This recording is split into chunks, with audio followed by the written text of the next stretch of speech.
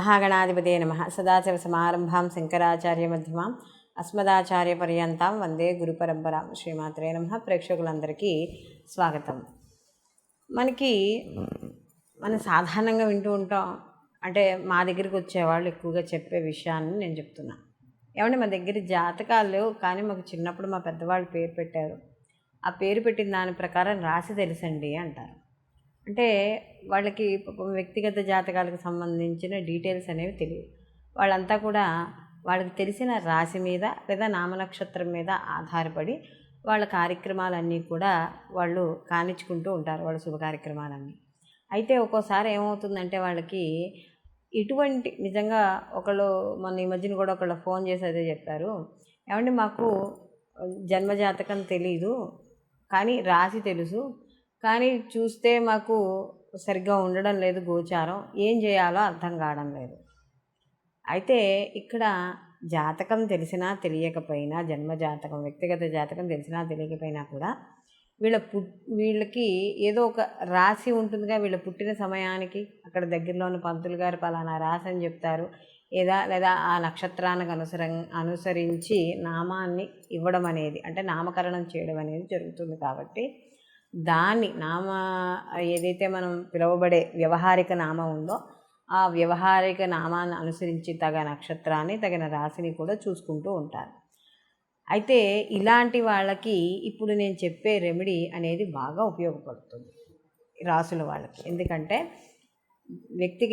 వ్యక్తిగత జాతకం తెలియని వాళ్ళకి జన్మ రాశి ఏదైతే ఉందో ఆ రాశి తెలిస్తే తద్వారా మనం పరిహారాలు చేసుకోవడం ద్వారా మనకి ప్రతికూల ఫలితాలు తగ్గి అనుకూలమైన ఫలితాలు పొందడం అనేది జరుగుతుంది. కాబట్టి ఇప్పుడు మనం అసలు ఒక్కొక్క రాశి గురించి మనం తెలుసుకుందాం. ఈ 12 రాసుల వాళ్ళు అసలు చేయదగిన రెమెడీస్ ఏమిటి, వీళ్ళు అంటే ఎవరైనా చేయగలే రెమెడీస్ ఇవి. కాబట్టి అవి ఏమిటి అనేది మనం ఇప్పుడు తెలుసుకుందాం.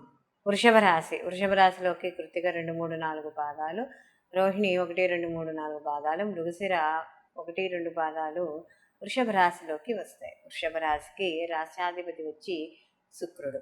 అయితే వృషభ రాశి వారికి కానీ చూసుకున్నప్పుడు సాధారణంగా అసలు వీళ్ళు ఎటువంటి రెమెడీస్ పాటించడం ద్వారా వీళ్ళకి అనుకూలమైన ఫలితాలు కలుగుతాయి అని చూసుకున్నప్పుడు వీళ్ళు ఎప్పుడూ కూడా గోసేవ చేస్తూ ఉండాలి. అలాగే వీళ్ళు గోవుకు సంబంధించిన దానాలు పెట్టడం, అంటే ఏవో ఒకటి, అంటే గోవుకి ఏదో ఒక ఆహార పదార్థంగా ఇవ్వడం. ఎందుకంటే శుక్రుడు కానీ మనం చూసుకున్నప్పుడు లక్ష్మీదేవికి మనం ఆ ప్రీతికరంగా మనం చెప్పడం అనేది జరుగుతుంది. కాబట్టి లక్ష్మీ కటాక్షం కోసమే ఏవైతే పనులు ఉంటాయో అలాంటి పనులన్నీ కూడా ఈ యొక్క వృషభ రాశి వాళ్ళు తప్పకుండా చేసుకోవాలి. అలాగే ముఖ్యంగా ప్రతిరోజు కూడా, అంటే ఉదయము సాయంకాలము ప్రతిరోజు కూడా ఆవు నేతితో దీపాన్ని ఇంట్లో తప్పనిసరిగా వెలిగించుకోవాలి. ఇలా వెలిగించుకోవడం ద్వారా ఇంట్లో లక్ష్మీ కటాక్షం అనేది కలుగుతుంది. అలాగే శుక్రవారం నాడు కాస్త నియమనిష్టలతో ఉండడము, కాస్త దగ్గరలో ఉన్న దేవాలయాలకు వెళ్ళడము, ఇలాంటివి చేసుకోవాలి. అలాగే రాశివారు శుక్రుడికి సంబంధించిన వజ్రమును ఉంగరంగా ధరించాలి. అలాగే ఇక్కడ ముఖ్యంగా చూసుకున్నప్పుడు ఈ యొక్క వృషభ రాశి వాళ్ళు తీపి పదార్థాన్ని ఎక్కువగా పంచిపెట్టడం, లేదా తీపిని నివేదన చేయడం, ఇలాంటివి ఎక్కువగా చేయాలి. అలాగే ముఖ్యంగా వీళ్ళు ఎక్కువగా అంటే వీళ్ళు శుక్రుడు మనకు కానీ చూసుకున్నప్పుడు రాక్షస గురువైనా కూడా ఇక్కడ గురువుల ఆరాధన అనేది కూడా ఇక్కడ వీళ్ళకి ముఖ్యంగా చెప్పబడుతోంది. అలాగే ప్రతిరోజు కూడా ఈరోజు నేను ఈ యొక్క మంచి పని చేశాను అంటే ఎదరవాళ్ళకి హింస అనేది తలపెట్టకుండా ఏదో ఒక మంచి పనిని చేయడం అనేది చేయాలి. అలాగే ఇక్కడ ముఖ్యంగా కానీ చూసుకున్నప్పుడు ఎవరితోనైనా మాట్లాడేటప్పుడు, అంటే చేసే వృత్తి ఉద్యోగ వ్యాపార స్థలాలలో కావచ్చు, ఎక్కడైనా చేసేటప్పుడు ఇతరులతో అతిగా మాట్లాడడం, అలాగే అతిగా ఎక్కువగా చనువుగా ఉండడం, ఇలాంటి పనులకి దూరంగా ఉండడం, అలాగే చెడు సావాసాలు ఉన్న స్త్రీలు కానీ పురుషులు కానీ ఇద్దరికైనా సరే దూరంగా ఉండడం అనేది చాలా మంచిది. అలాగే ఇక్కడ ముఖ్యంగా వీళ్ళు కానీ చూసుకున్నప్పుడు ఆవాలు, నువ్వులు ఇలాంటివి ఎక్కువగా కూడా వీళ్ళ దానం చేయడం ద్వారా కూడా వీళ్ళకి కలిసి రావడం అనేది జరుగుతుంది. ఎందుకంటే ఈ వృషభ రాశి వాళ్ళు ఎవరైతే ఉన్నారో వృషభ రాశి వాళ్ళకి యోగకారకుడు శని భగవానుడు కాబట్టి ఇక్కడ శని అనుగ్రహం కూడా కలగాలి. కాబట్టి ఇక్కడ నీలం రంగు వస్త్రాలు ధరించడం లేదా నీలిరంగు వస్త్రాలు దానం ఇవ్వడం, నువ్వులు అలాంటివి కూడా దానం చేయడం అనేది మంచిది. అలాగే ముఖ్యంగా వీళ్ళు ఎక్కడికైనా బయటికి వెళ్ళేటప్పుడు శుభ్రమైన వస్త్రాలను ధరించి నీట్గా అలంకరణ అయ్యి బయటికి వెళ్ళడం ద్వారా వీళ్ళకి అనుకూలమైన ఫలితాలు గోచరించడం అనేది జరుగుతుంది. అలాగే వృషభ రాశి వాళ్ళకి సుగంధ ద్రవ్యాలు, అలాగే మనకి పుష్పాలు, అలాగే వస్త్రాలు, పరిణమ ద్రవ్యాలు ఏవైతే ఉన్నాయో వీటికి సంబంధించిన వ్యాపారాలు కలిసి రావడము, అలాగే వీటిని ఉపయోగించడం ద్వారా కూడా వీళ్ళకి కలిసి రావడం అనేది జరుగుతుంది. అలాగే ఇక్కడ ముఖ్యంగా ఈ యొక్క ఎవరికైనా దానం ఇచ్చేటప్పుడు మాత్రం కాస్త బెల్లాన్ని దానం ఇవ్వడం అనేది చాలా మంచిది. ముఖ్యంగా వీళ్ళు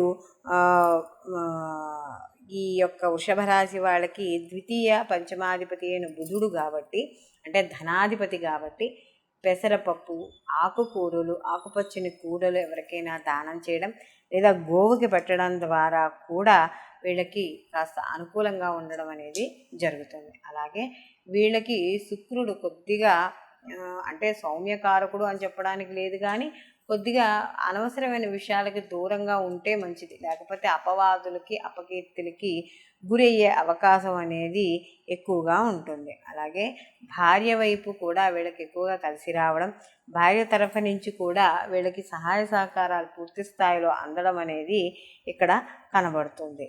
ముఖ్యంగా వీళ్ళకి అంటే ఇక్కడ శుక్రుడు కూడా గురువే కాబట్టి ఎవరిని కూడా మోసం చేసి డబ్బులు తీసుకోవడం కానీ ఇలాంటివేమీ కూడా ఇక్కడ చెయ్యకూడదు. అలా అధర్మంగా పాటించడం ద్వారా కూడా కొంత అపకీర్తికి లోనయ్యే అవకాశం అనేది కనబడుతుంది. ముఖ్యంగా ఈ రాశి వాళ్ళు ఎక్కువగా ఇతర వ్యాపకాలకు కానీ ఇతర వ్యసనాలకు కానీ అయితే ఏవైతే సమాజంలో వ్యతిరేక శక్తులు ఉంటాయో వాటికి కొంత వశమయ్యే అవకాశం ఉంటుంది. కాబట్టి అలాంటి వాటికి వీళ్ళు దూరంగా ఉండడం అనేది మంచిది. అలాగే వీళ్ళు ఇంట్లో మొక్కలు పెంచుకోవడం, అంటే శుభకరమైన మొక్కలు అంటే తులసి, ఉసిరి, మారేడు లేకపోతే తమలపాకులు ఇలాంటి మొక్కల్ని పెంచడం ద్వారా వీళ్ళకి ఇంట్లో శుభకరమైన వాతావరణము, సంతోషకరమైన వాతావరణము కూడా వీళ్ళకి చోటు చేసుకోవడం అనేది జరుగుతుంది. అలాగే వీళ్ళు ముఖ్యంగా మనం చెప్పుకున్నట్టుగా శుక్రవారాలు తప్పకుండా ఆహార నియమాలు పాటించాలి. స్త్రీలు అయితే లక్ష్మీ ఆరాధన చేయడం, పురుషులు కూడా లక్ష్మీ ఆరాధన చేయడం ద్వారా ఎంతో విశేషంగా వీళ్ళకి కలిసి రావడం అనేది జరుగుతుంది. అలాగే వీళ్ళకి శుక్రవారం నాడు అమ్మవారికి పరమాన్నాన్ని నివేదన చేసి ఆ నివేదన చేసిన ప్రసాదాన్ని స్వీకరించడం ద్వారా కూడా శుభ ఫలితాలు అనేవి తప్పకుండా కలుగుతాయి. అలాగే వీళ్ళు ప్రతిరోజు కూడా ఈ వృషభ రాశి వాళ్ళు కనకదారా స్తోత్రాన్ని కానీ లక్ష్మీ అష్టోత్తరాన్ని కానీ పారాయణ చేయడం ద్వారా వీళ్ళ జీవితంలో ఎప్పుడూ కూడా ధనానికి కానీ సంతోషానికి కానీ ఎటువంటి లోటు కూడా వీళ్ళకి ఉండదు. కాబట్టి ఇప్పుడు మనం చెప్పుకునే వృషభ రాశి వాళ్ళ రెమెడీస్ అన్నీ కూడా మనం సాధారణంగా అందరూ చేసుకోగలిగినవి, చేసుకోదగినవి కూడా కాబట్టి చేసుకుని అందరూ కూడా ఆయురారోగ్య ఐశ్వర్యాలతోనూ ఇష్ట సంపదలతోనూ తులదూగాలని మనస్ఫూర్తిగా కోరుకుంటూ, అయితే ఇప్పుడు మనం చెప్పుకున్న రెమెడీస్ అన్నీ కూడా సాధారణంగా ప్రతి స్త్రీ కానీ పురుషుడు కానీ ప్రతి నిత్య జీవితంలో చేసుకునేవే.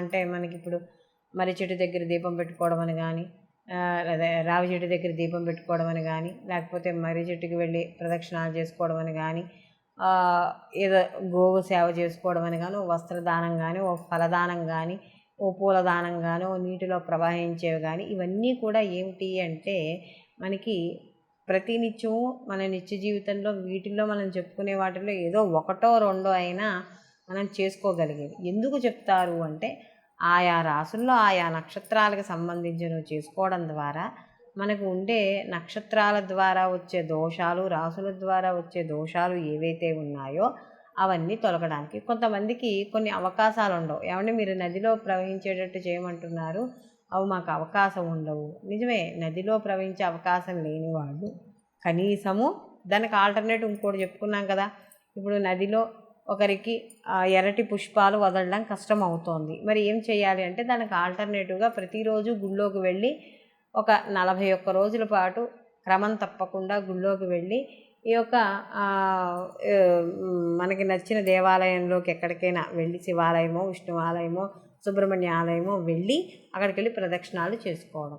ఇలా చేయడం ద్వారా కొంత ప్రతికూల ఫలితాలు తగ్గుతాయి. అలాగే మనం చెప్పుకున్న వాటిల్లో కూడా ప్రతి రాశికి కూడా చాలా మటుకి రెమెడీస్ ఉన్నాయి కాబట్టి వాటిల్లో ఏదో ఒక దాన్ని 41 రోజుల పాటు క్రమం తప్పకుండా పాటించడం ద్వారా తప్పకుండా మార్పు కలుగుతుంది. మేము బయటికి వెళ్ళలేము అనుకున్న వాళ్ళకు కూడా ఆల్రెడీ మనం ఏ స్తోత్రాలు చదువుకోవాలో కూడా చెప్పడం అయింది కాబట్టి కనీసం ప్రతిరోజు ఆ స్తోత్రాలనైనా సరే కూడా ఒక సమయ పాలన పెట్టుకుని, అంటే ప్రతిరోజు ఈ టైంకి స్టార్ట్ చేస్తాను, 8ంటికి మొదలు పెడతాను అంటే మీరు చదవదలుచుకున్న 41 రోజులు కూడా ఆ యొక్క 8ంటికే మొదలుపెట్టేటట్టుగా చూసుకుని అలా సమయపాలన చూసుకుంటూ నిర్దిష్టమైన సమయాన్ని ఎంచుకుని చేయడం ద్వారా ఫలితాలు అనేవి మనకి చాలా అనుకూలంగా రావడం అనేది జరుగుతుంది. సర్వే జన సుఖినో భవంతు. లోకా సంస్థ సుఖినో భవంతు.